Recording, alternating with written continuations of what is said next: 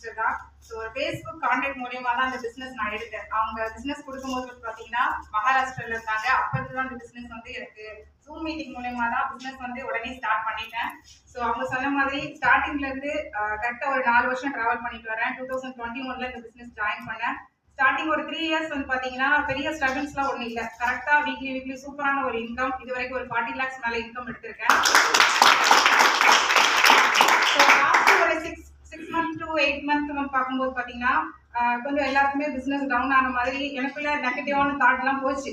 So நம்ம BE முடிச்சிருக்கோம், வேற ஏதாவது நம்ம ட்ரை பண்ணலாமா, ஏதாவது கவர்மெண்ட் எக்ஸாம் பார்க்கலாமா, ஆல்ரெடி டிசிஎஸ்ல பிளேஸ் வேற ஆயிருந்தேன். ஸோ அந்த ஜாப் எல்லாம் விட்டுட்டு நம்ம வந்து ஏன் இப்படி பண்றோம், ஹவுஸ் ஒய்ஃபா இருந்துட்டு நல்லா படிச்சிருக்கோம், டைம் இருக்கு, ஏதாவது பண்ணலாமா அப்படின்னு ஒரு ஐடியா எனக்குள்ள நிறைய வந்துட்டு இருக்கும்.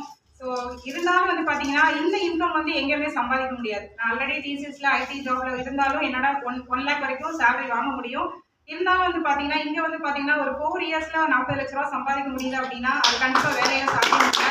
ஸோ என்னோட நெகட்டிவ் தாட்டை பாசிட்டிவா மாத்தி இன்னைக்கு இந்த இடத்துல வந்து ஈகிள் கிளப் மெம்பர் அப்படின்னு வந்திருக்கோம் அப்படின்னா ஸோ உண்மையிலே அதுக்கு காரணம் என்னோட அப்ளை நாதிரா சிஸ்டரும் ஹரி சார் தான்.